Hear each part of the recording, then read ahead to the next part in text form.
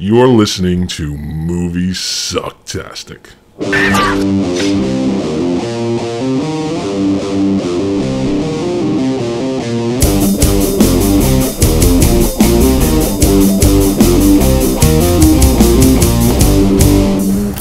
Why don't we start with the death of your mother? You'll never replace her. You get a hold of yourself, young man.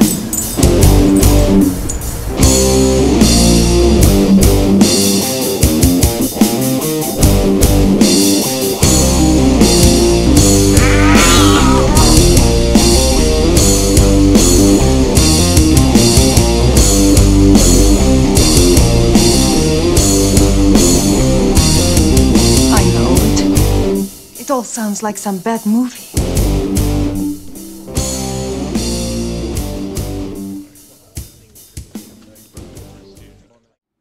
That's all. But yes, to this episode, Moviesucktastic episode number 80. We're going to be reviewing Freaky Farley, which is this is the second film to ever be reviewed by us that was requested by request of the filmmakers. That's right. And this will be the first film ever reviewed by us at the request of the filmmakers that we don't totally trash. Although we do have another film request coming up. So it still might be the last. You know what? That's what we said last time. And what did we get in the mail? We got a request for it. Don't tease that. I don't want to tease that. Let's keep that blind. Okay. All right. Now, originally I was thinking, we'll get what's his name, Charles Roxburgh to tune in and talk with us and stuff. Farley, who plays Freaky Farley in the film. Right. That was Charles Roxburgh. No, I picked the wrong one. He's the director. I'm thinking of Kyle, right? You're thinking of Matt Farley. Matt Farley. That's right. Hence the name Farley. Hence Freaky Farley. Matt Farley is the lead. Peeping Tom in the film.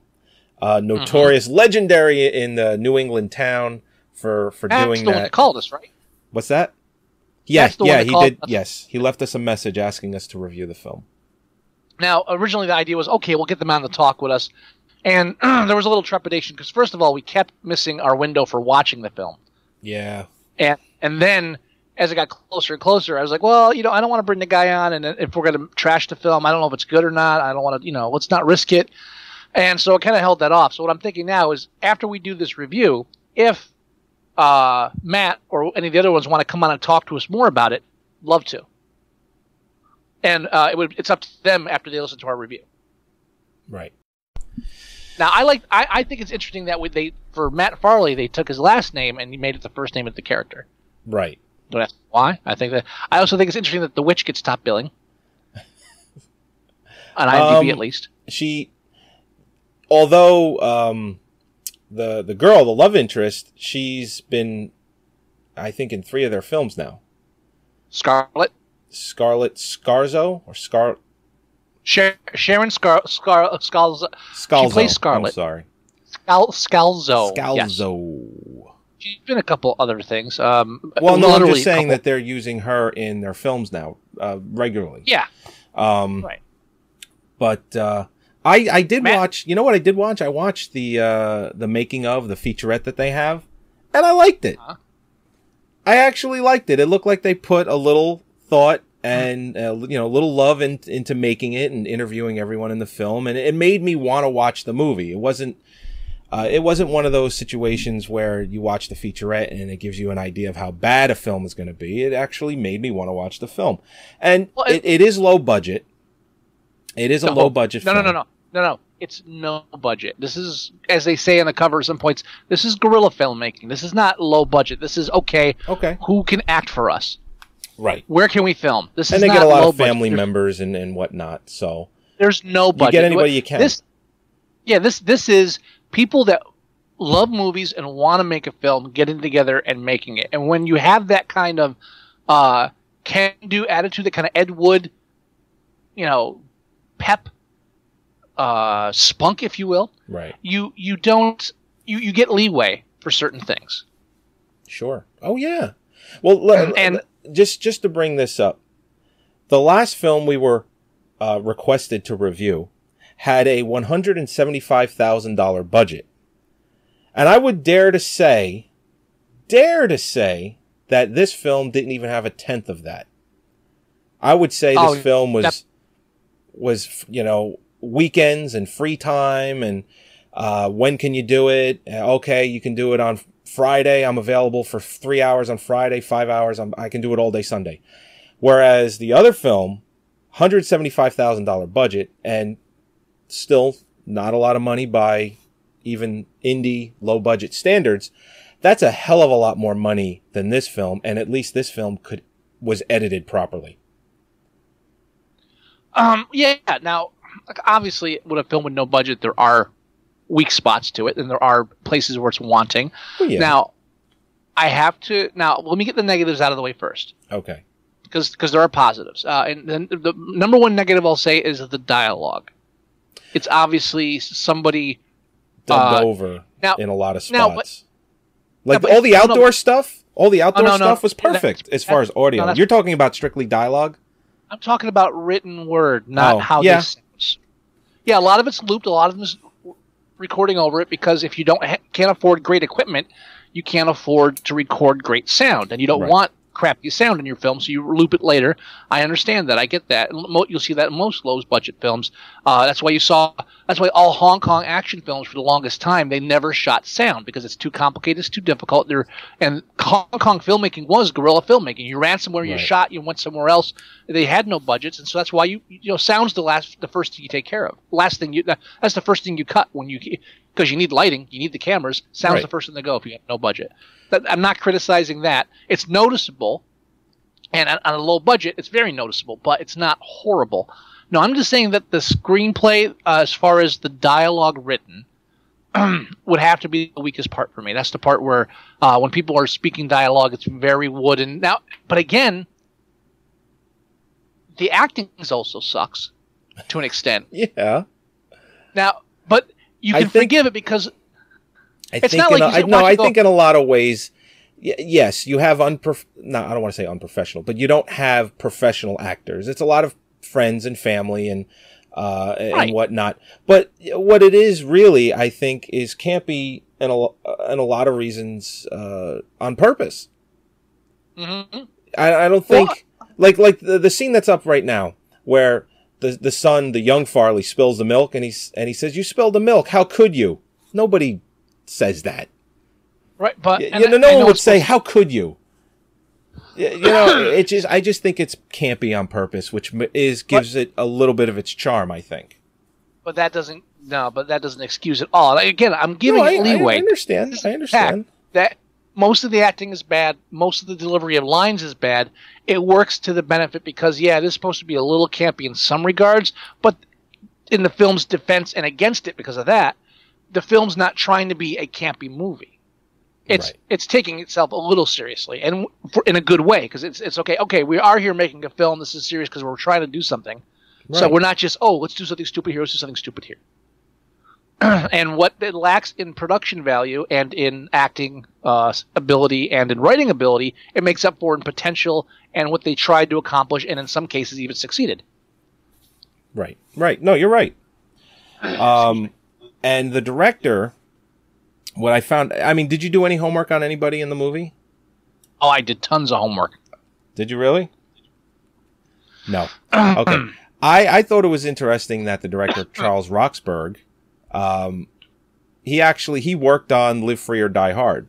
Now, he was, I think he was a rotoscope guy? Roto artist, yeah. So he was doing special effects, which I thought was neat. Then he did Fred the movie. He was a digital compositor. Now, I've seen Fred. Obviously, it has nothing to do with that, but that's terrible. Have you seen anything with Fred? No. It's terrible.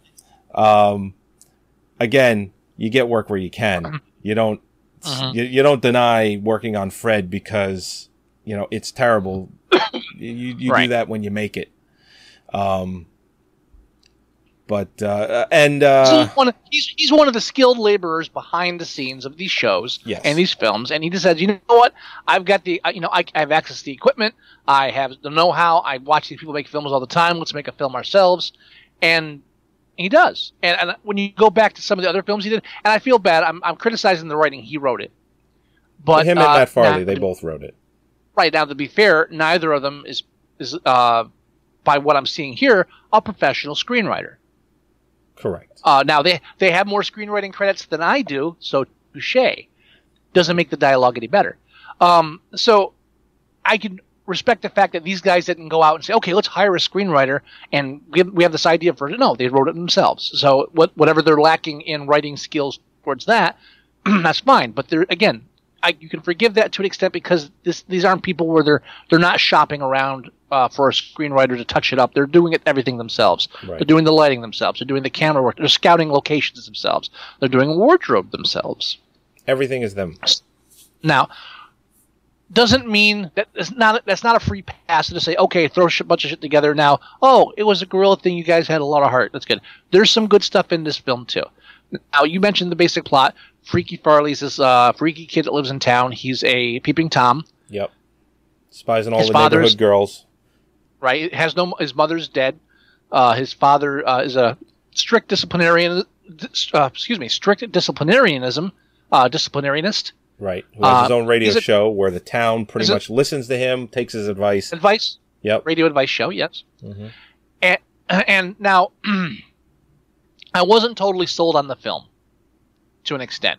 Okay. The first half hour, 45 minutes, it's interesting. There's little things throughout that kept my attention. Now, that opening thing with, you'll never replace her! Right there, like, okay, they obviously weren't going for, like, pure drama there. This is funny, right? And so it's obvious that there's a little tilt to it.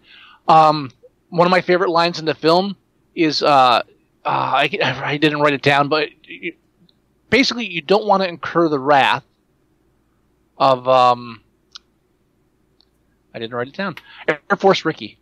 Oh, Air Force. Air Force Ricky. As soon as Air Force Ricky comes into play, you know something's on the ball, and that's after you see the ninja. Right, the ninja.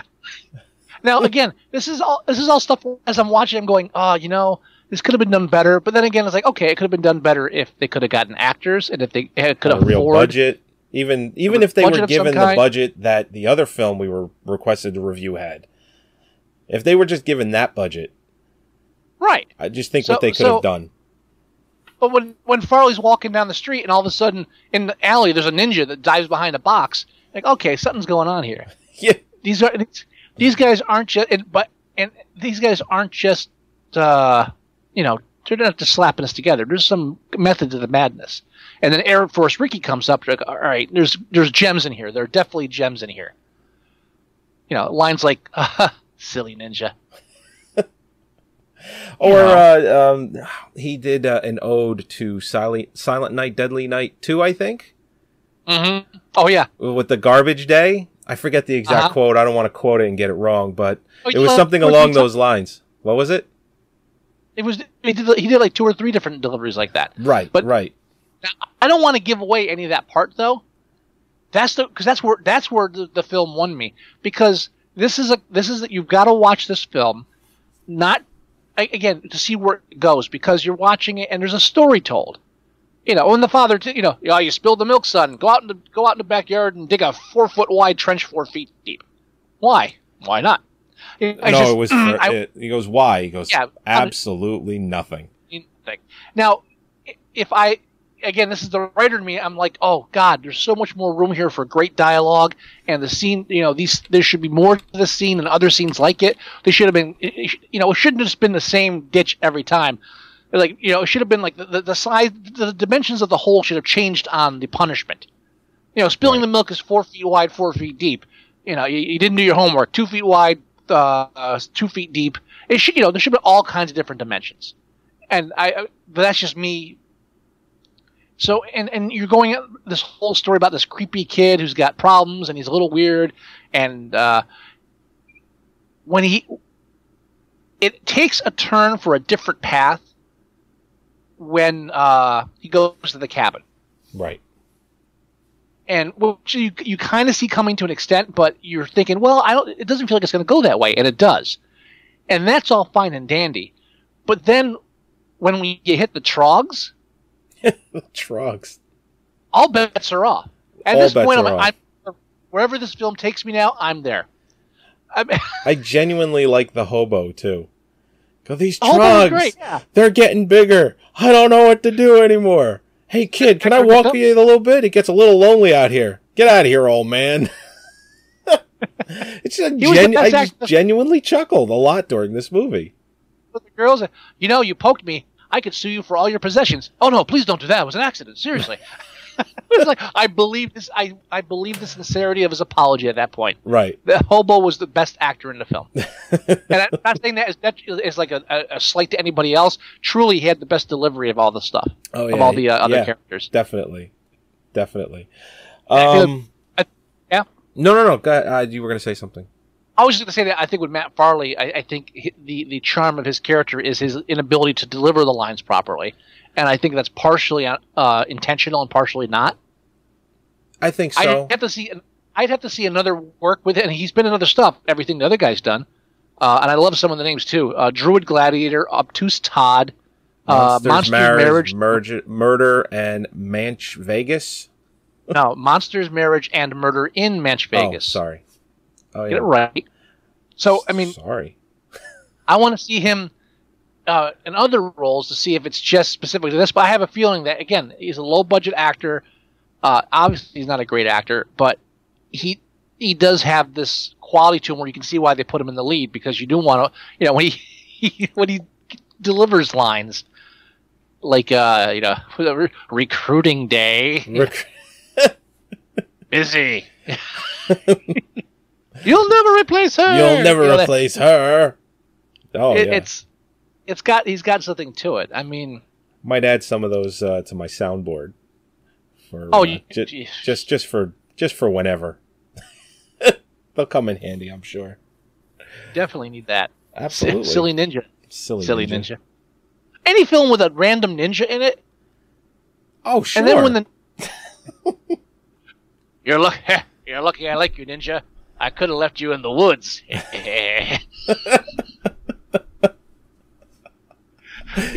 High-fiving each other, killing trogs. You want to finish this one off, ninja?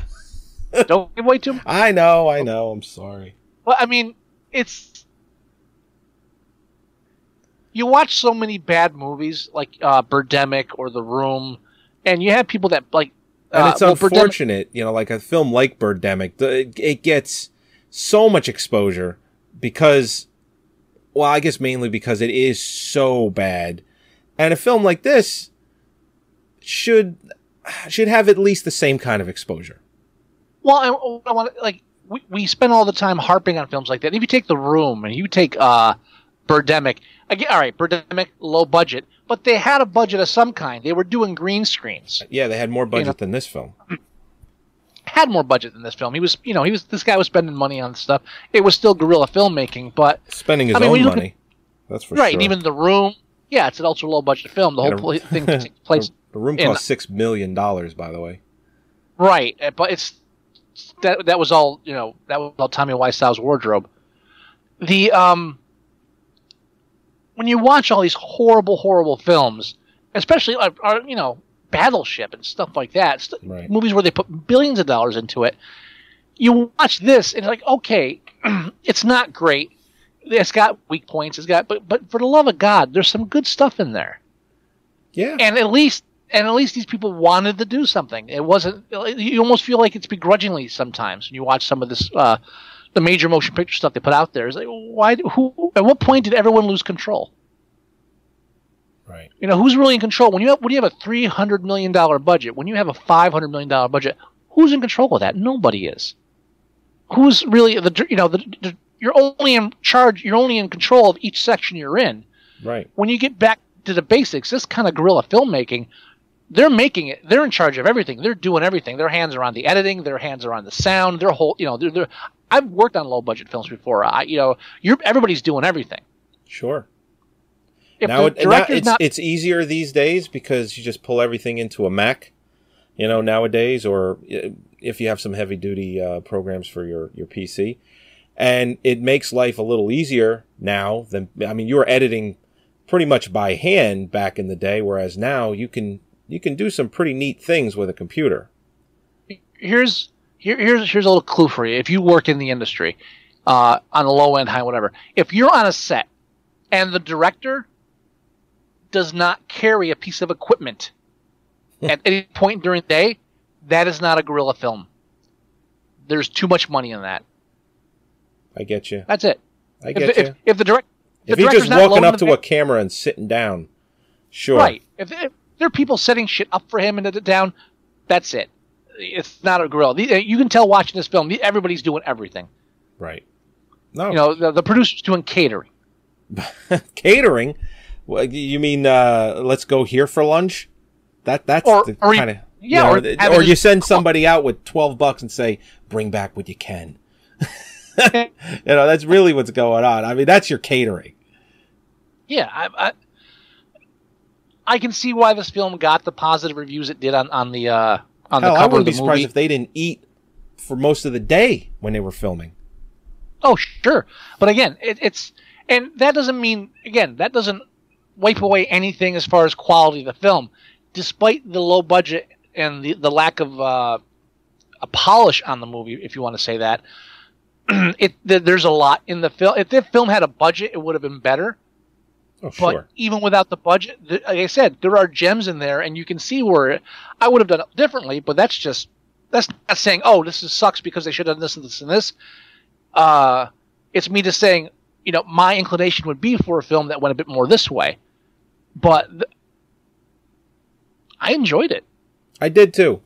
I genuinely did. This is something that I'll definitely probably put in on a late night. Hey, maybe we could do it for a bad movie day. Air Force Ricky. Ricky. It might be too good for a bad movie day, you know. But I think the point of bad movie day is people have fun watching the movie, and I think they'll have fun watching this. And it's campy when it needs to be campy. It has its, you know, touching moments or seriousness when it needs to be. But I think overall, people will just genuinely have fun watching it. And I don't want to compare this to anything, but to me, in some ways, it has that kind of feel that Dusk Till Dawn did. Okay. You know where I'm going with that? Yeah. First half of the film, you're like, okay, you know, we're going along, and all of a sudden it switches gears. You're like, well, what's up with that? and it's intentional. It's not just like, oh, the film forgot what it was doing. It's like intentional, and there was a lead up to it. Yeah. And it's just, but this film actually has like three, like I'd almost say the first act of the film is an hour long, and it's a little bit too long, maybe. Yeah, it's a lot of lead up. I'd even say there's the first act and the second act, and they're both just kind of the same thing. And then the third act, everything just goes ballistic. Right. I mean, the movie's only an hour and 23 minutes, so... Yeah. But look, I don't think they cram a lot in a little amount of time. I don't want to say it's... you know, it doesn't, for me, it doesn't pick up until, like, the hour mark. Obviously. Yeah. But only because, there's like you said, there is a lot of gems that help you along till you get to that hour mark. And honestly, I'd say that if there's only one weak spot in the film is that the lack of professional acting prevents me from caring too much about this love interest between Scarlett and Freaky Farley. Right. And again, it's not a knock. Oddly enough, it's just you don't have that kind of chemistry between the two characters because none of them are really pulling off any real acting where you believe there's anything there. So that prevents that from being, you know, not so much as with the father and Farley, where the father, hey, I'm proud of you. It feels good to say that. I haven't said that in a long time, or never said that, or something along those lines. Go dig a hole. Yeah, 4 feet deep, 4 feet wide, and when you're done, put all the dirt back in. I just want to do more with that. Yeah. Go cut me 23 branches of even length. You know, just... This is me wanting to go more. I mean... And that's, again, it comes down to personal preference. I want to see more with that. Less with the love interest, more with that. If you're going to... And... I'm talking too much. You talking too much? Yeah. But again, when I come down to criticizing the structure of the script, there's something there. there's definitely something there. There are people that genuinely want to make a movie. They genuinely want to make more than just this movie. They want to make movies, whether it be when and if they make it, or if they're spending their own hard-earned cash just to film that one scene. The wind is perfect, the sun is perfect, the grass looks great. Let's do it right now. What was that one quote you pointed out where he said it made me fall in love with film again? Oh, that was John Pays, director of Crime Wave. Crime Wave. Now I looked at. So what of it? I don't think this is the same Crime Wave. I don't think so either. Yeah, it's not. But it is. It's not. It's a legitimate director. His film got a 6.9. I mean, It's not easy to get a 6.9 on IMDb. But it's from 1985. I've heard of it, obviously, because it gets confused with the other Crime Wave all the time. Right. Came out the same year. That's what really threw me off. That's why I thought it was the other Crime Wave. So, but anyway. But I mean, what I'm getting at with that quote is that when I say, I'm not going to say this is the best film ever. I'm not going to say, wow, you're never going to believe this. I guarantee if you rent this and watch it, you'll smile at least 2 or 3 times during the film. Oh, I'm absolutely sure of that. You're not a complete snob where you can't just dial it down. And again, I think this proves, thank you, for us, that we're not movie snobs, and that we're not the kind of guys that, oh, look, ha, ha, ha, the sound doesn't mix. It's not about the quality of the production. It's not about not the size of the production. It's about the quality of the work. And sometimes it even just comes down to just having that spark. Yeah, and I agree. And Freaky Farley has that spark. Again, it's not a watershed moment in film. It's not a groundbreaking film. It's just a little guerrilla film that, like 20 years ago, you would have shot at home on a VHS camcorder with a little bit more production value than that. Probably would have had a little bit more respect if it was done 20 years ago. Sound mixing 10 times better than Birdemic. Oh, I would go further than that. Okay, further than that. So, editing. The editing in this film is better than a lot of films of this caliber. Let's put it this way: the other independent film that we reviewed that was requested by us, The Minority. Yeah, that is not available on Netflix. No, it is not. No, it's not. That is Freaky Farley available on Netflix. That's right. If you watch Freaky Farley, you will smile at least 2 or 3 times in the film, and I guarantee you will chuckle at during the last half hour. I think so. I really do. And what more could you ask for? This is a perfect film to make it to Netflix streaming, but the problem with that is you have to have enough requests, or else it won't. I think you have to have 1,000 requests. If our massive listening audience puts requests in, that'll take care of 15 of those requests right there. The rest of the 1,000, they can look at somewhere. Don't poke fun at us. Don't do that. They obviously found us. They found us somehow. We didn't just out of the blue get asked to review the film. We were found somehow. I was giving our listening audience a lot of credit there, because that's like 4 times, 5 times more than we have reviews on iTunes. The bandwidth doesn't lie, but the I'm audience just. I'm not saying they're not out there. I'm just saying they're not very active. They're really not active. They are sit on a couch, just relax, or sit in front of their computer, listen to the show in their car, and that's it. But I'm telling you, the bandwidth does not lie. We get a ton of it, and they just leech off us, Joey. We do all the work. That's all we do. We do all the show prep. Yeah, nice the way you throw "we" in there. We do the show prep. Hey, I do my research. You do your research.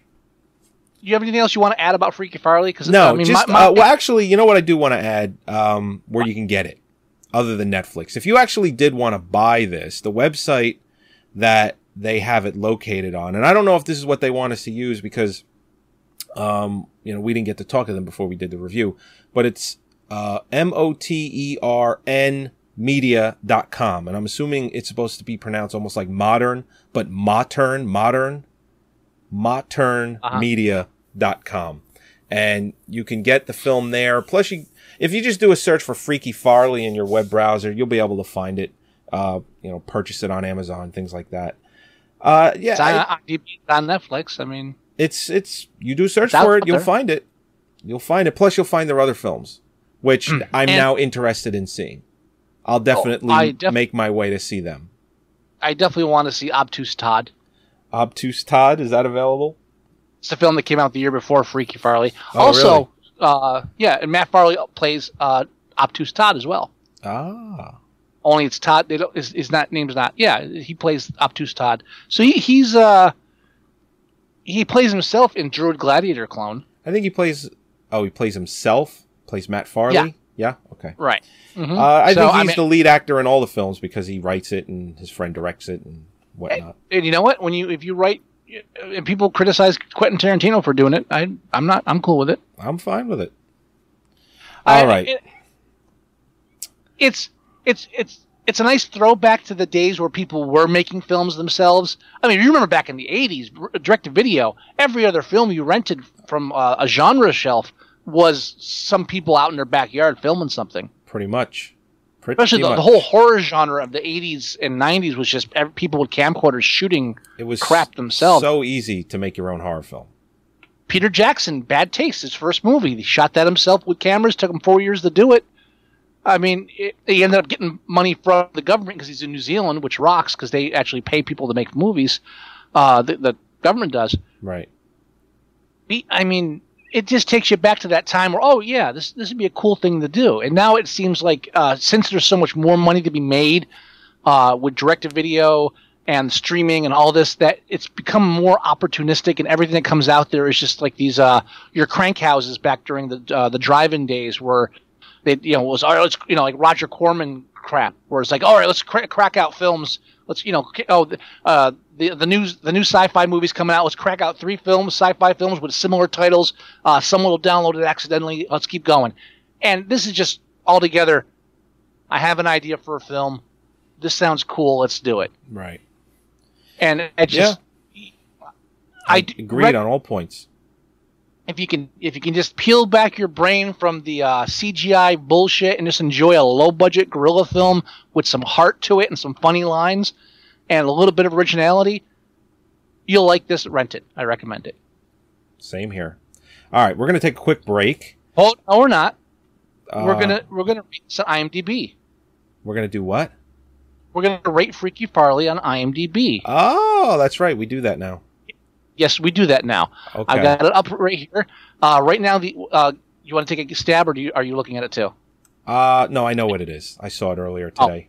Right. It's currently at 4.6. I think we need to bring that up a bit. Well, all right. Well, I mean, I'm not talking about giving an 8, a 9, or a 10. I'm just talking about a respectful number. All right. Well, let's start at 5. Okay. I'll advance it 1 star beyond 5 for the Ninja and Airline Ricky or Air Force Ricky. Air Force Ricky. But I have to deduct a star for some of the dialogue, just some of it. You have to give it a star though. For the dialogue. See, you're taking a star away for the dialogue, but I want to give it a star just for the gems that come out of the dialogue. I just like gave you will never replace her. Okay, that's worth a star alone. Right, I'll bump it back up a star.